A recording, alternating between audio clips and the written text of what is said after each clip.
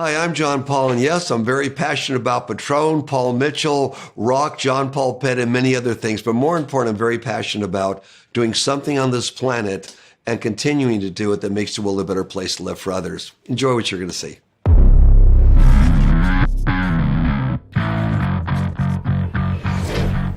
I enjoyed this interview with Omar because it gave the opportunity for entrepreneurs to see once again some of the different things you could do to be successful. Those that are entrepreneurs, some of the things that really worked in life. And I love sharing the story that helps others become successful. Peace, love, and happiness. Hey guys, welcome to this episode of the Passionate Few podcast today. It's your host, Omar here. And today is a very special day because we get to interview multi-billionaire entrepreneur, John Paul DeJoria. And in this interview, we get into the story of not only how John Paul co-founded Paul Mitchell Systems, which you might know from their shampoo and conditioner at your local salon, but also how John Paul overcame homelessness twice in his lifetime, had a single mother, grew up in LA with not a lot of money, and would go on to not only build a successful company with Paul Mitchell, but also with Patron, who he most recently sold for $5.1 billion. And of course, you guys know me, I had to ask him exactly what he did with the money the day the transaction cleared. So in this interview, we go deep into John Paul's mindset, attitude, and more so than his story, some of the tactical and strategic things that he's used to allow him to become a multi-billionaire in the process. So whatever you're after in life, money, purpose, or peace, there will be something for you. So with no further ado, sit back, relax, maybe even have a shot of tequila in this one, because you will enjoy a wild interview with none other than multi-billionaire John Paul DeJoria. Enjoy. Hey guys, welcome to this episode of The Passionate Few. Today we have on America's most loved entrepreneur, Mr. John Paul DeJoria himself. Thanks so much for being on the show. Certainly. So growing up, you had some entrepreneurial endeavors that you had no idea would lead to what it would be. But talk to me a little about your early start, because you started out, believe it or not, selling encyclopedias. Most people don't know this. Yeah, actually, it was even before that, Omar. My first entrepreneur job, I was 7 years old at the Variety Boys Club in East LA. And we would go there in the wood shop, and they would give us 25 cents worth of credit, my brother and I, on wood. It'd be enough wood to build a flower box about this big, this wide, rounded on the ends, open on top, flat on the bottom with hooks. You put it on your windowsill or you can hang it up. And we went out to sell it for 50 cents. Now, this is in the early 50s. Well, it took us 2 days, I think. We finally found a waitress to buy it from us, which was wonderful. And we went back, we paid our 50 cents off. We paid a quarter, I should say, for the wood. The other quarter profit, we did another one. We went out and sold it, 50 cents. For two kids that are 7 and 8.5 years old, to have 50 cents in those days was a lot of money. It's my first entrepreneur job. Then in the back of a comic book when I was 9 years old, I read Christmas cards, we send you a free kit. And all you do is you have 4 examples. You go around and sell Christmas cards with somebody's name printed in. Now, they're going to give you a 50% deposit. You send that in with the order, okay? But when the order comes in, you deliver it, they'll give you the other 50% and it's yours. Well, that was pretty cool. And I think I sold maybe 4 or 5 people, and I thought that was cool. How old were you at that time? I was 9 years old. Wow. So already at that age, you're already starting to get the momentum of sales. Yeah. But you see, my era was a little different than today's era. We loved having a job. Other than the flower boxes, we gave most of the money to my mother. At 11 years old, and my brother now was 13 by that time, we had morning paper routes with the LA Examiner. We'd get up in the morning, fold our papers, deliver them before school. And we made about $32, something like that, a month. We kept $1.25 each, go horseback riding, gave the rest to my mom. We just thought it was the coolest thing to have a job. We weren't doing it because we were making this extra money. We knew we were, which would help our family live a better way of life. But it was the fact you could have a job. Well, I've been working ever since. When I got into high school, I'd have a part-time job after school all the time. And then I went to the United States Navy. After I got out of the Navy, it's another, I call it an entrepreneur job, because you're selling encyclopedias door to door. There's no salary, commission only, and you pay for your own food and your own expenses. That is tough. Yes. The average encyclopedia salesperson lasts 3 days. I lasted 3.5 years, but I believe what they told me. They said, the people that are going to make it are the ones who will knock on 10 doors, and then if they're closed in your face, you're just as enthusiastic on door number 11. But you got to do that. Well, it's pretty tough when you're out there. People are closing the door. You have nothing unless you sell a set of books. People are not expecting you. There weren't even leads there. Well, I believed what they said. So on door number 101, I was just as enthusiastic as the first 100 doors. But it took me about a week before I made my first sale. Then I was happy. Were you always a pretty positive person, or did you just learn that, hey, rejection's a part of life and this is going to be a part of anything I ever want to get good at? Did you sort of learn that lesson young about rejection? I was always a pretty positive person. My mom was pretty positive. So I was always pretty positive, but I didn't realize the importance of learning how to overcome rejection till I sold encyclopedias. When we were delivering our newspapers in the morning, we also, if we want to go out at night and get an extra customer, we made an extra $1 per new customer we put on, which was pretty exciting for us. So that was a little entrepreneurish, but as little kids, you're not after 100 doors, you're after 5 or 10. Right, yeah. When you're after hundreds of doors, it's a good experience. In fact, I do tell people, two of the most important things you could do as entrepreneurs, in starting a business or in getting your business doing a little differently, or in working with somebody else, it's the same thing. Whether you work for yourself or someone else. Two biggest things you could do to make yourself good is, number one, be prepared for a lot of rejection. Kind of the question you asked me. If you're prepared for it and it comes along, it's not going to bug you as much. Very, very important. The second thing is, make sure your service or your product is the very best there is. Then you're in the reorder business, not the selling business. If you want to go in the selling business just to sell your product, well, that could be a one-time event. If everything you do is for them to like it so much, they want to use it again. Or if it's a one-time product, they want to tell their friends about it. Now you're in longevity in your business. Those are two of the secrets. And smile and be happy. Right. Yeah, no, I love that. And you've done that so well and built it into the culture of all of your businesses. Now, I want to ask you, did your motivation, your drive, your hunger, obviously it's quite intense compared to most people's, do you feel like it was rooted in the fact that you had a single mother and you were always, maybe you had a chip on your shoulder, you were trying to prove something to the world? Or was it just your natural personality? You just wanted to be really good at things, and so you excelled in sales? I never had to prove anything in the world. I was what I was. We were immigrants, single mom. Dad was a deadbeat dad, and he took off before I was 2 years old. It was just something, we were around a positive environment. We didn't have any money, and we lived in a very small little dingy place in Echo Park. Yeah. But we were happy. We were just positive. It wasn't anything that was to prove anything to anybody. That's just how it is. And if you take a look at life, you can have your glass, as they say, half empty or half full. It's how you look at it. Now, I've been homeless twice. When you are down and out, first time was 22 years old, and I had a child, homeless with a kid. He was a couple years old. My God. Which would be interesting, because most people see you now in this multi-billion-dollar situation. They would never believe that at 22 you were homeless with a kid. I mean, it didn't look like the trajectory was heading here, right? Yep. Yeah. But when you're down and out, and you're that far down, and you've got a kid, and you're kicked out of your place because rent's due, you don't have the money, and your wife took off with everything. Took off with everything? Everything, yeah. Just little kids. Wow. Anyways, we were just too young to get married. So you know how to make it. Now, when you're that low, I've had a friend of mine who's a blues singer said, when you get down so low and you look up, all you can see is an ant, right? Well, when you're that low, you can only go up. True. So instead of, you have a choice. You could sit around and blame what happened to you on everybody else, which is usually what people do. Or say, hey, that's how things turned out. Now I'm going to turn things around. Another very important thing, when you're down and out, first thing people do is blame it on everybody else but themselves. So true. When you start taking responsibility, you have a little different outlook. You also have the responsibility of turning things around. When I started Paul Mitchell, I was homeless once again, totally by accident. And I started the company out of the backseat of my car. How old were you at that time, 37 or something? That was 34, 35 at that time. So you were homeless at 34, 35 again. Yeah. And what was this series of events that led to that second time? It was just that we had money set up, $500,000. We needed to start the company with that kind of money. And the day I was ready to start, go down to the bank and get the money, and my partner, the hairdresser, Paul Mitchell, flew over from Hawaii with his girlfriend, and we were ready to get the money and get going and get started. I'd left everything I did. My relationship wasn't working out, so I left the house, plenty of money for many months with her, had a few $100 in my pocket, took the used car, which is 20 years old, but a decent one, okay, down the hill to get the money. Wow. I was going to check into an efficiency. I had all set up. The money never came in. No way. Never. The guy changed his mind. 1980. 81. Yeah. Inflation in the United States is 12.5%.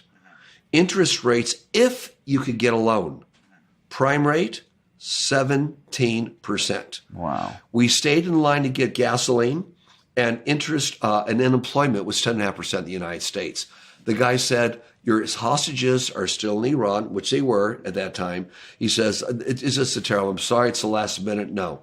So it's a matter of, what are we going to do? Paul came over. He was a little older than me. He was on his last few dollars. And what are we going to do? Paul, what can you afford? How did you meet Paul to begin with? I met Paul 9 years prior in the beauty industry. A mutual friend of ours had introduced us at a big beauty show. We just became the best of friends. So for 9 years, when he and his girlfriend come over to me in the continental United States, they'd stay with me in my guest room. When I went to Hawaii, he would go in his guest room, which was a Volkswagen bus with flat wheels in front of his little teeny beach house, and let my wife and I have the little beach house at the time. We're just the best of friends and decided to go into business with each other. Yeah, and so at what point was it where you guys said, you know what, we might be onto something here with these Paul Mitchell's, shampoo and conditioners, which you guys came to be known for? What was the point where you guys said, let's do this? Like, what was the Well, we were planning to do it because I knew the business. I was in marketing, sales, and structure, and had connections with product development. And I didn't do hair. Paul was a great hairdresser, one of the best in the world, very advanced in what he did. However, he didn't do business. It was the perfect combination for these two guys together. We're just the best of friends, and we knew we could do it. Obviously, we started out with nothing. We made the decision, let's just make this happen. And as you will see, and your guests will see when they look at Good Fortune, the movie, and it's on iTunes, it's on Amazon, all those. When they look at it, it's the whole story of starting in America with nothing a couple times and making things happen because of what you believe in. But the important thing is, even when we had nothing, we started giving back. Whether it was the first company to say we will never test on animals and never have to this state, wow, or other things we did. I want to shake your hand to that. Sure, you betcha, man. I applaud you to that. That's awesome. It's still going on that one. Very cool. Now, when it comes to you actually wanting to grow the business, did you guys start it with the intention that we want to build this big, or was it like, let's just test the waters? Because up until that point, you probably had no experience of the kind of success that Paul Mitchell would grow to be. So was the intention to build a big business, or was it just to sell to salons and just grow and see what happens? Good question. We knew we would only sell it to beauty salons. And the reason we picked that area was two reasons. One, if a hairdresser who's in hair all the time likes your product, they're going to recommend it to their customer to take care of their hair in between visits to look the same.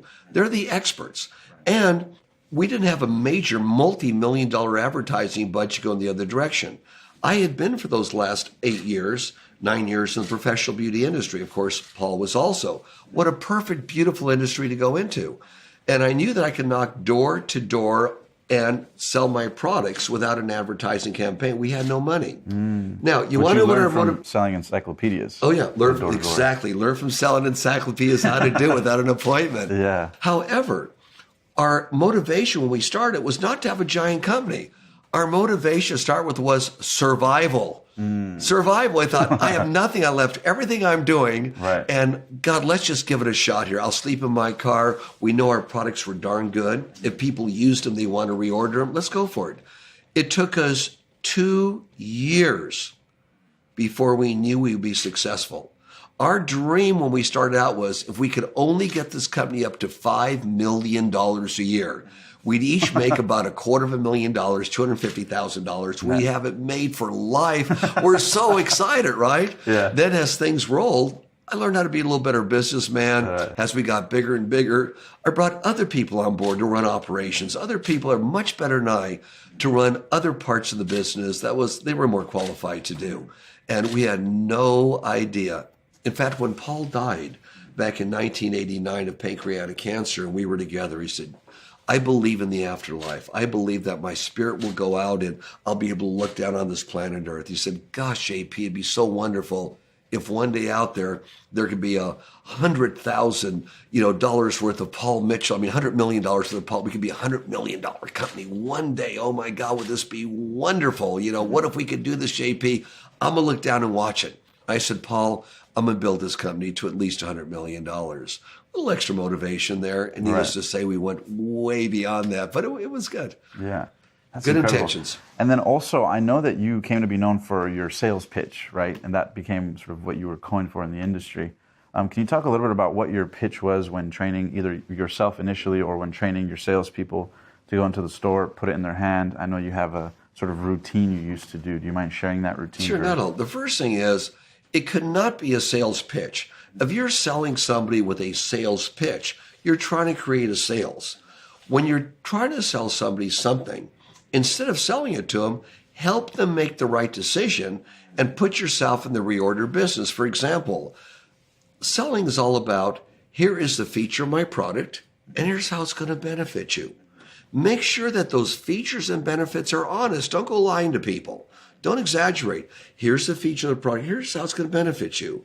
With our Paul Mitchell conditioner, because it was leave-in conditioner, I could put some in their hand, right? Now, once it went in their hand, they didn't know what to do with it. And I could finish explaining. We have two hands out like this, their hand and my hand. I can finish explaining it. They don't know what the world to do with this, right? But I have their full attention. I set the bottle down. They say, by the way, rub your hands together. It neutralizes all the chemicals in your body. Put it on your skin. It's very good for your skin. It's a leave-in conditioner. There's all these great things. So that was part of the technique. And then obviously the other part was you want to help people make the right decision. Right. Often people will say to you, no. They're not really saying no, they're saying I haven't been convinced. So it's very, very important in sales to realize this. In our case, we have every line in the world. Why do we want a new line that no one knows, okay?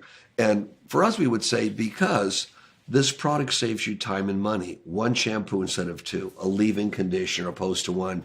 You've got to spend 10 minutes in the back basin waiting and then rinsing it out of their hair. Saves you time and money. It's new and exciting. And I will come back, show you how to sell it. If in a period of 1 month, it's not the hottest product and you're not totally satisfied, I will take back every bottle you haven't used or sold out the door and give you your money back. Now, that's fair enough, isn't it? Right. And you would not just like that. Oh, yeah. And I would give them their money back. Yeah. I believe in our first 2 years, only one bottle came back. So when you first asked that, because I want to ask, when you first made that offer, was part of you kind of nervous, like, oh man, I hope they don't take it back? Or was it genuine confidence? It was genuine confidence. There was no doubt in our minds. Our product is so good. If you use it as a hairdresser, you want to use it again and again and again. And we were right. Again, within the first 2 years, only one bottle came back. That's incredible. And then I know, too, that that's at the center of your ethos, right, of always having quality products. Same happens with Patron. Yep. You guys went in and revolutionized an industry that before then a lot of people thought, oh, you can't go premium or it can't be done. And you, Sir John Paul, did it. Mm-hmm. Can you talk a little bit about why you think entrepreneurs typically don't do that, or why, what is it that entrepreneurs don't get about that? Because it seems so intuitive that you have the best products. Is it just cutting costs? I mean, what is it, do you think, that holds most entrepreneurs back from really putting out quality stuff in the marketplace? It's a combination of several things. One, obviously, is the cost. And number two is your thinking, your mindset. If your mindset is to sell something to somebody, that's your business, that's your mindset. If your mindset is, I want to be in the reorder business. And if it's a one-time sale, I want it to be so good they're going to tell their friends about it. When you have that mindset, well, what's going to create a reorder? I like the product so much, I want to use it again. Now, it doesn't mean that you have to go the cheapest or the most expensive. It means you have to have the best, or conceived as one of the best, or something that satisfies their needs. It's like marketing is fulfilling a need in the marketplace, but in such a way that your sister, your brother, your best friend's going to use that product and say, this is really good. I want to go out of my way to order it again. Salons, how often do people go to salons? I think the average is once every, for those that go once every 6 weeks, something like that, to get a haircut, get a trim. Right. Well, in between, do they want to make sure they have enough when they go back to get enough to last them the next visit? Got to be a good product to do that. Yeah, no, one that works. That's why Paul Mitchell, my gosh, we'll be approaching next year almost 40 years in business. Wow. And our original product, Shampoo 1, Shampoo 2, and the conditioner, we still sell. The products are that good. And in my industry, every 3 or 4 years, you flip products over. Our products are that good that people say, I want to continue to use it. It's still the best. Still timeless. Wow. Okay, so as you're growing your business, because a lot of entrepreneurs watch the show, and I want to ask this for them. A lot of entrepreneurs will say, well, whoa, you built something that's just so intangible in my mind. Would you say that as you grow, as you scale your business, there was many times where you were like, man, I have no idea what I'm doing, right? You sort of assume the role. I mean, how many times in your career growing as, what people would see as a multi-billionaire who has it all together, how much of the time are you really just sort of figuring it out as you go, as opposed to knowing what you're doing every step of the way for people out there? I knew some of the stuff I was doing, but especially how to run and get involved in a company that did more than $5 million a year, let alone to the hundreds of millions, billion. The value of this company, my God, you learn along the way. I kept on learning and trying to do everything. After about 9 years, I realized, man, I could only do so much. That's when I brought in people like Luke Jacobellis, who was far more experienced than I was in running warehouses, running inventories and things of that nature. And all of a sudden he had this responsibility. Another person was great at this and they had that responsibility. So you have to learn, once you get pretty big, how to find the very best people, better than you are. I say to management all the time, whether it's government management, independent management, or corporate management, when I lecture, always find somebody in your department or in your business that can do it better than you are and hire that person. I tell my division heads here at all the companies I'm involved with, guys, even though you're full operations, you run the businesses for me, make sure that when you hire someone, that person you hire has the capability of being better than you. Now, what if they go on and you don't go on? You are one of my best managers. Any manager that has the brains to hire someone better than they are and has a better capability, that's the kind of person I want on board for the future. I love that. Now, let me ask you this. What's your process for decision making? Obviously, a business is big, whether it's hiring, building a culture, choosing colors, logos, ads, marketing. You have to make lots of decisions all the time without all the pieces of information. What's been your rule of thumb, or what have you learned after decades of making decisions? What is John Paul DeJoria's system for effective decision making? Well, I'm very lucky now because with all my various companies, whether it's Patron, whether it's Paul Mitchell, John Paul Pet, Rock Mobile, whatever, I have great managers, great presidents, great people that make some very, very good decisions. However, I'll commit at more of a creative end of PR and say, here's my input on this, not on everything, but on some of the things. And I go by, how do I feel? How does my spirit feel about it? How do I initially feel? My intuition. Yeah, how do I feel exactly? Mm-hmm. What's my intuition on this one? Then does it make sense? And then from a consumer's point of view, if I was this person, how would I look at it? And all too often I'm saying, by the way, that 8 and 10 point type, make it bigger. I want people to read it without their glasses on. Well, that's what I'm doing. Oh, no, JP's coming. You better increase that a little bit. Yeah. But I have really great people that do most of that big decision making. But for me is, what's that intuition? How do I feel about it? How do I think others will feel about it? Is it priced properly? And is it extremely great? And I will use just about every product on myself. Whether it was Patron that I built over the years, how do I like the taste of this? I'm working right now. Excuse me, with Paul Mitchell. Other than, obviously I don't have a permanent wave, so there's a lot of products I don't use on me. John Paul Pet, I used every product on me. And I don't have ticks, so their flea and tick shampoo probably worked pretty good for the dogs and cats. But I would use the products on me too to give them my opinion. Nice. How about on your way up when you didn't have managers in place and you had to make decisions? What was your system? Was it really just that, intuition? My system was intuition and, who do I call to see what they would do? But it was usually my intuition. And I was very lucky. Most of the time I was right, but many times I was wrong. That's very interesting that you learn from your mistakes. Yeah, that's true. And it's very interesting that you say that because a lot of people, who built big businesses will say that. Mm-hmm. Hey, I didn't know all the information. So anytime I hit a roadblock, it was a matter of who, not how. Right? Who can I find? How important do you find networking is, or building a resources of people, a Rolodex of people who can help you, support you? How important is it to build your network? If I had that in the early days, it would have been great. I didn't have it in the early days. So most of, let's say, the first 5 years were just my intuition on what I thought would be right. And if I didn't have an answer, I would try something. And again, luckily, I was right most of the time. And there were times where I wasn't right. It all came out okay. Yeah. And then how about meditation? Was it ever something that was a part of your life, or a routine of meditation or anything like that? I think the closest meditation for me is the majority of times I'll wake up in the morning, do what most people do, go to the bathroom, go right back to bed, and just take a couple of minutes to be in the here and now. Now, that's difficult because I'm not a regular meditator. Well, how do you be in the here and now? That's almost like a meditation where your mind is totally blank. Well, you could sit up in your room and just have your mind blank. Hard to do because things rush through your head. So what do? I look at the ceiling. Oh, that's the ceiling. Oh, that's the pane. That's the TV set.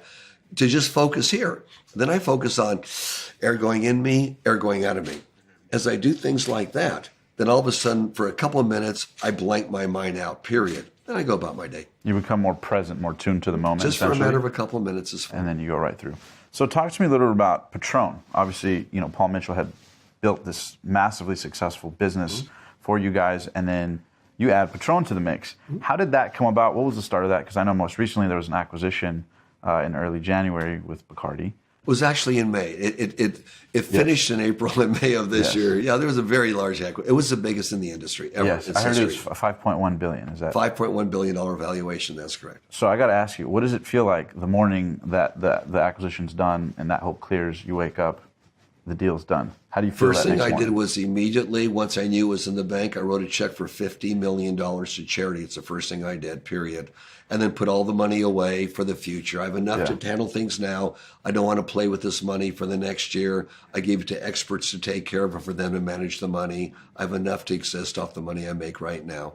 And this way, I don't do something stupid. A lot of people get a lot of money. They're putting it here and there. And I'll just, let me give it to the experts. You guys take care of it. That's for my future. Other than I'm pulling $50 million out for charitable work now for people that really need it. And is there any part of you at times that goes back to that young kid growing up in Echo Park, LA, maybe the tough times along the way, sleeping in your car, where you wake up and pinch yourself and go, whoa, how did this happen? No, but constantly I'm saying, Creator of souls, thank you for this incredible life you've given me and the health of me and my family and happiness. Thank you so much. Let me go forth and do good things to make the planet better because I'm here. Mm-hmm. And you feel like that energy is what keeps things flowing, correct? No, that energy is just what I feel. I don't do to keep things flowing, just what I feel, and I just give that gratitude. And whether you're an atheist or whether you believe in God, let's call it God for now, or Creator of souls, right? Is we're all part of that. And maybe some of us have been given a little extra, whether you call it good luck or God opportunities to go along with, or just something that was good in our lives or a good break in life, whatever, to make something happen. Success unshared is failure. Often people make so much just to make more and more and more and more, but don't share it with people. And that's sad. So success unshared is failure. And when you're making it and you're doing good, you're happy with yourself. Powerful.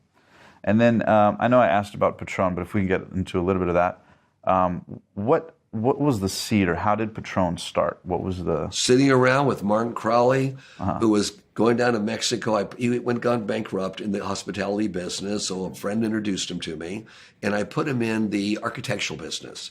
He'd go to Mexico, buy furniture and pavers, come to the United States and sell it to restaurants or architects for their model homes, right? A little niche business. We were doing pretty good, and I was building a house there in Malibu for my family for the future. And I said, Martin, when you go down there, we need some pavers and some things here, some, steel, some wood, whatever, especially granite, and different stone that's ground for these pillars.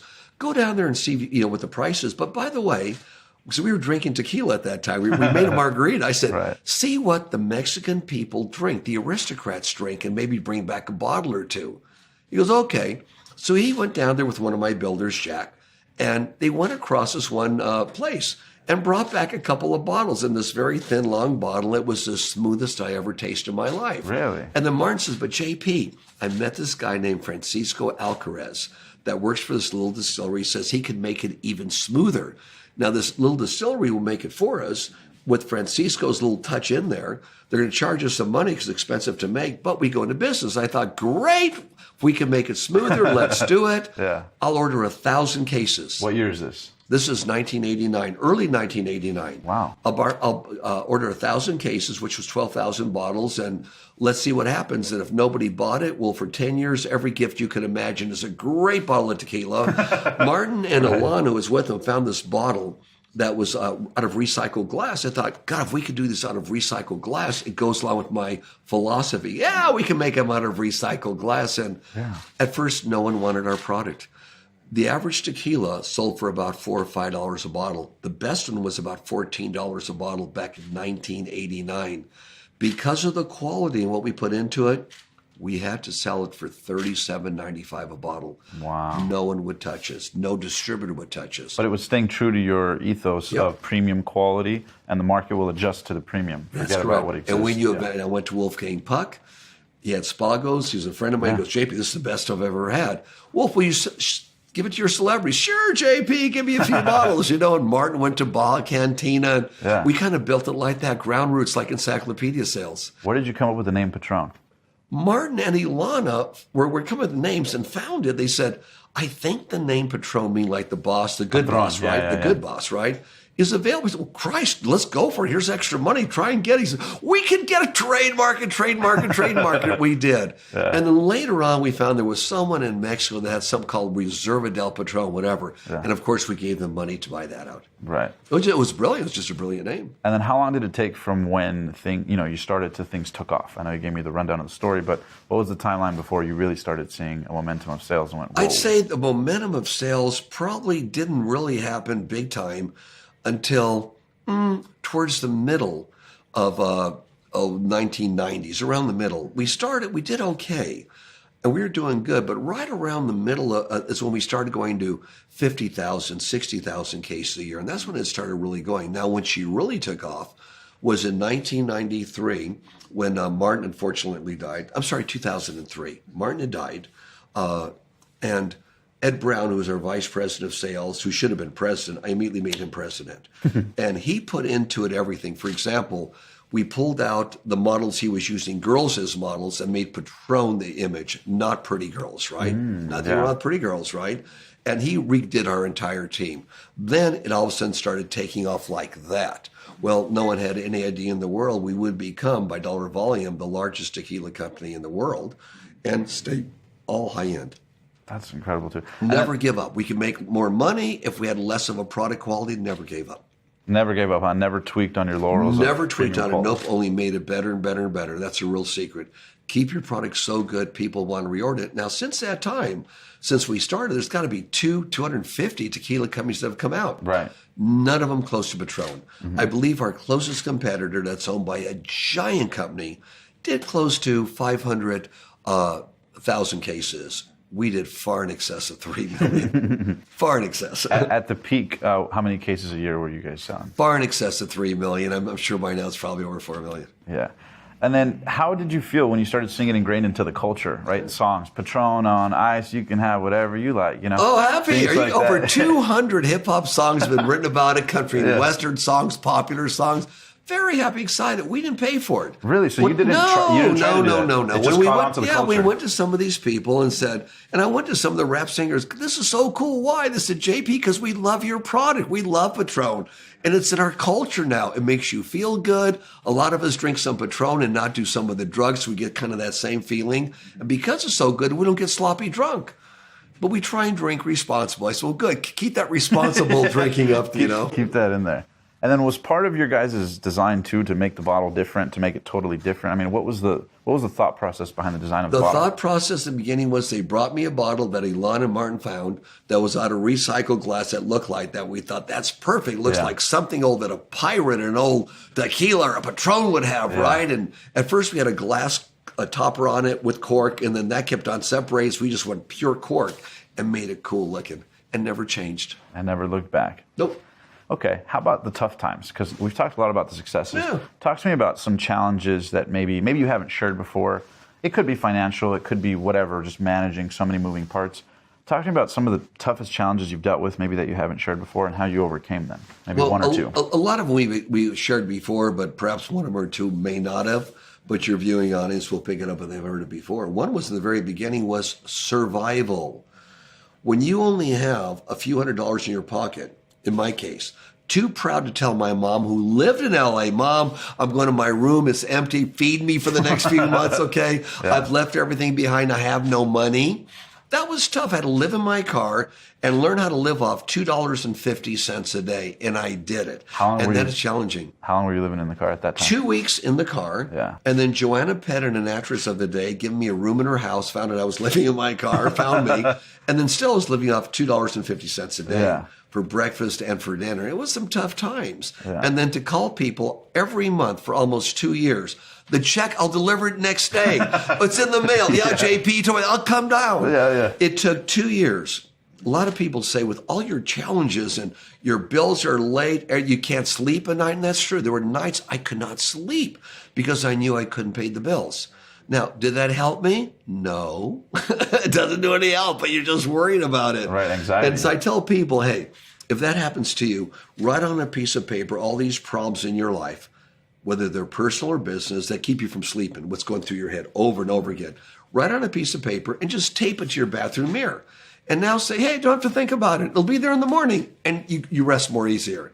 Big challenge was how to survive when you have no money, but we pulled it off. Mm-hmm. And then how about in terms of you, when you sort of later in your career, you've experienced all these different things. What have you found to be the most meaningful experiences of your life? Because from the outside looking in, I'm sure you get it all the time. People think, oh, billionaire. They have no idea that there's so much more to it. What have you found to be some of the most rewarding or fulfilling experiences? Is it employees? Is it the customers? I mean, obviously it's not just the money. No, it's a combination. Where does the greatest joy come from? Combination of many things. One, my customers love us, and we have a retention of most all of our customers because they love what we do. They love what we stand for. They love our culture. A big deal is people love our culture about giving back, whether it's for Waterkeeper Alliance, the Sea Shepherd, Mobile Loaves and Fishes, taking the homeless off the streets, or just all the things we do now on a global basis to give back. They really like that and appreciate that, and that gets me off. My staff members, I think we only have around maybe a turnover of close to 100 people in 39 years almost. That's it. No way. Yep. People love what we do. Wow. We love the way we work with them. Very proud of my people. I'm their people. They're my people. Very, very proud. And very, very proud of having the ability to make extra money where I could give back and change the world. In fact, a project's going on right now where I've always wanted to change the world for millions of people for better. Now I've got some projects going on where I'll be changing the life of hundreds of millions of people to do better in life and upgrade their economic situation. And that makes me very, very happy that what I'm doing is good and I'm proud of. Now, along the way, there's challenges. People want to take advantage. Of course. I've been sued several times, all frivolous lawsuits. But he's a billionaire, so he must be at fault, right? All these and I have to fight him. What a pain. And I'm singled out because I have all this money, right? Right. Which is stupid. Right. They're frivolous lawsuits. But other people run across the same because he's got money, maybe he's bad, let's get part of it. That's the biggest disappointment is frivolous lawsuits for people saying, well, he didn't do the right things. He's a billionaire. Look, we're going to sue him. He must have cheated somebody. Or there's 12 people we're Yeah. going to sue, but let's only get him because he's got the money. That's a downside. Other than that, it's wonderful to be able to give back and be careful with people because people will do that to you. And for entrepreneurs or leaders listening, how did you build the culture to the staff and employees? Obviously, as you grow and scale, it's about putting the right people in place. Sure. You can't be there. But what tips would you give entrepreneurs out there who are looking to build a culture for their organization, their company, their business? How do you create a culture like that and transcend it to where people want to stay? Good question. Be a culture of heart. How would you like to be treated if you could be treated? I worked for companies where the guy said, do it this way. Well, why? Just do it. Well, that's not how you manage people. You work with them. I can remember times I worked for others where things were really good in my life and maybe had $1 for lunch. You couldn't buy very much for $1. So no problem. The minute we could afford it, everyone that worked at Paul Mitchell gets free lunch. They still do. And they order off menus, and they still do. Wow. They still do. Okay, so you look at what people need, what people want. Profit sharing, healthcare, we provide all of that for our people. So they're happy they could grow. They have a savings account that we participate in with profit sharing. We make people happy. We grow together because we look at what would they like? How can we treat them? We had a good year. Let's give some bonuses out. Mm-hmm. And I think what you're saying really is how would you want to be treated? Exactly. If you were them, how would you want your employer to treat you? And you just sort of reverse engineer and line that up. And by example, like we're very giving. We do something, we must turn down every month many, many requests because we do too many. I think by last count, they said, JP, you've given to 167 different causes. Stop. We don't have the time, the energy, okay, so we slow down a little bit here on doing that. Yeah. But we keep on giving. Now, our staff feels it. They love being part of giving, okay? So one day I came here last year and everyone was gone but the receptionist. Where did everybody go this afternoon? Oh, JP, they all volunteered to go down to, this was the California office, to go down to Santa Monica and clean up the beaches. I said, wow, that's great. They say they do it all the time. They volunteer to do it because it's the thing to do. Now, I'm not at that office very much. Maybe once every 3 weeks, I'll come to California and come in for a day or two and shake hands, do a little bit of public relations. But they're doing it without me being here watching. Didn't even know about it.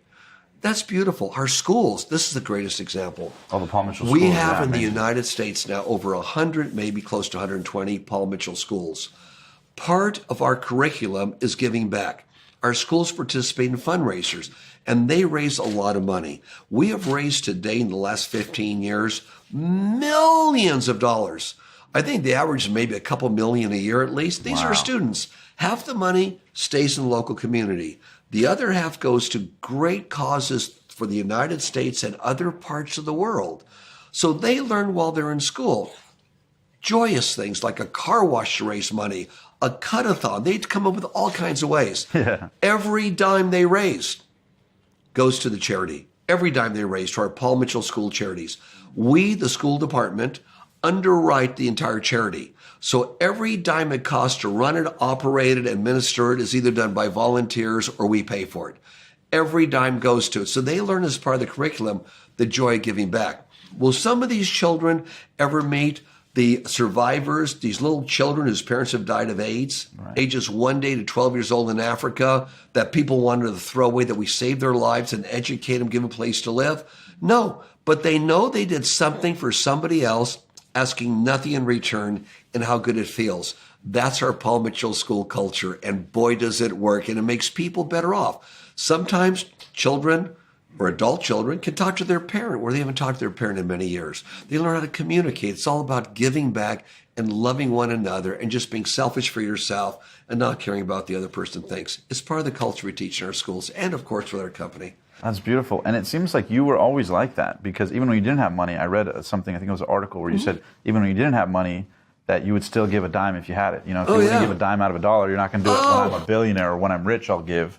At Christmas time, and that's also in good fortune, how my mom, we had nothing. We gave a dime to the Salvation Army, and why we did and what Mom said.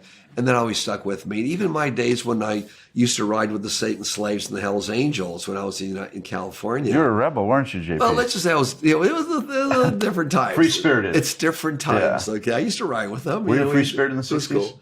I was just, let's just say I went through the 60s for whatever I did. But even during those times, I would go to Griffith Park, and they would have feed-ins at Thanksgiving and at Christmas time, where I would just go there and want to volunteer to be on the line to serve people food for Thanksgiving or Christmas. And there were lines of people, going all over the park, but we would serve them free food, and made me feel good. I did something to give back. Absolutely. And we actually have an event. We have these Passion Pay shirts where we actually, for every shirt purchase, we donate a meal and a shirt to the homeless in need for the holidays. Yeah. Great. So we're very aligned with you in that one. I want to ask a couple last questions here before we wrap up. So there's a lot of entrepreneurs watching, and a lot of them are sitting here wondering, like, what was JP's mindset? What was his motivation? So I want to ask, obviously you wanted to create a great product, a reorderable product, serve people, help the world. But how much of it was, I want to make a lot of money? I mean, even if that was a parallel motivation, was that in there or not really? Was that kind of a byproduct? I mean, obviously it was important, but did you have the aspiration for hundreds of millions or billions? Or was that not really the dialogue? What was inside your head? Absolutely not. The whole thing is, if we could only do $5 million a year, Paul, we'd make $250,000 each. We're set for life. And then as the company grew, then we realized, hey, not only could the company grow, but we could actually do things like maybe buy a nice house one day, maybe buy a new car. I never owned a new car in my life until 1985, and we started Paul Mitchell in 1980. It was the first time I had enough money and felt confident enough to actually buy my first new car. It was like, yay, I bought a new car. America works. What was your first splurge? A new car. My first splurge was a new car. I bought a new car. Sports car? No, it was a sedan, but it was a new one. It was a Mercedes. And I just felt like on top of the world. Like Janis Joplin had a song, "Oh Lord, won't you buy me a Mercedes Benz?" Yeah, and you're just playing the music loud, finally living the American dream. So that was great. Well, the American dream to me is to be happy, have the opportunity, whether you're working for someone else or whether you start your own business, to be happy and be able to have enough money to buy yourself a house and live okay. That's the American dream, and have a shot at having a big business or little business on your own and making some money for a better life for your family. That's a dream, to keep on going up, having an opportunity. That dream is still alive. Today, inflation is not 12.5%. Right. Unemployment is not 10.5%. Interest rates are not 17%, lowest interest rate. And our employment today, my God, is less than 4%, you know?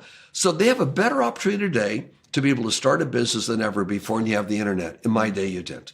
And we had telephones we would dial or push the button on.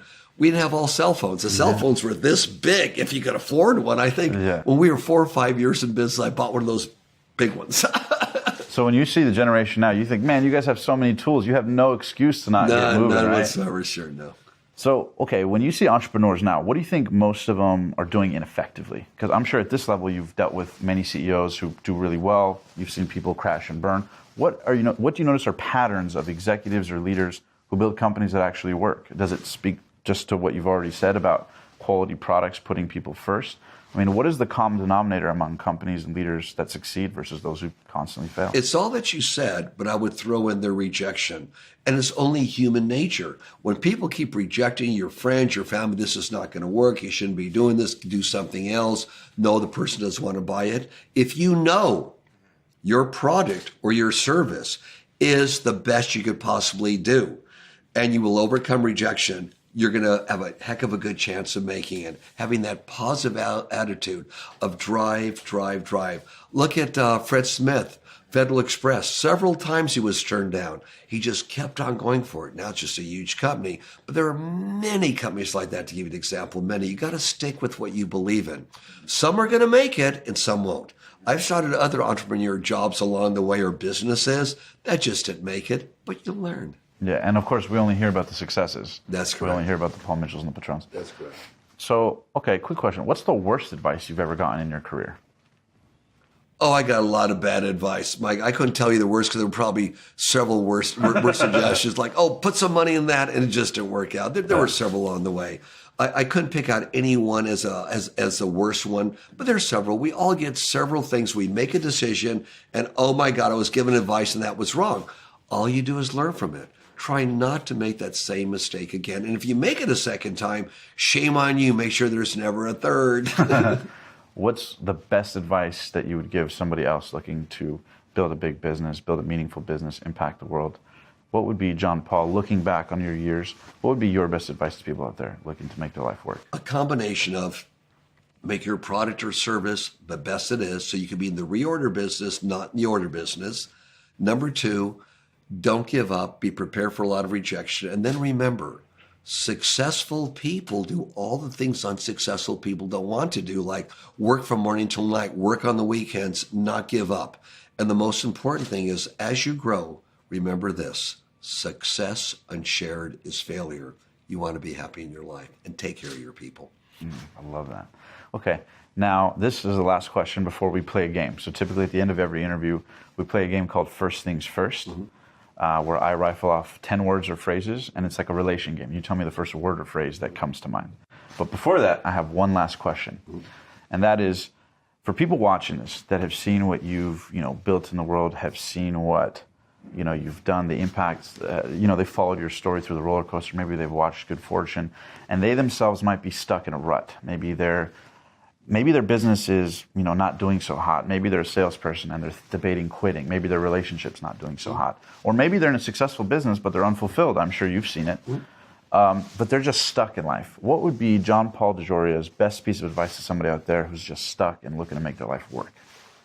Go rent it or buy it. It's only a few dollars now. Good Fortune, the documentary movie. And you'll see what I mean once you see it, okay? It covers several times of being stuck, several times of being everything you could possibly imagine in your life, but how to overcome it with kindness in a good way. Watch that. I think it's going to answer your questions. I love that. Okay, so you ready for the game? Sure. All right, here we go. So again, 10 words or phrases, first word that comes to mind. The only rule is that you can't repeat yourself twice. Make sense? So the first word or phrase that comes to mind. Let's give it a try.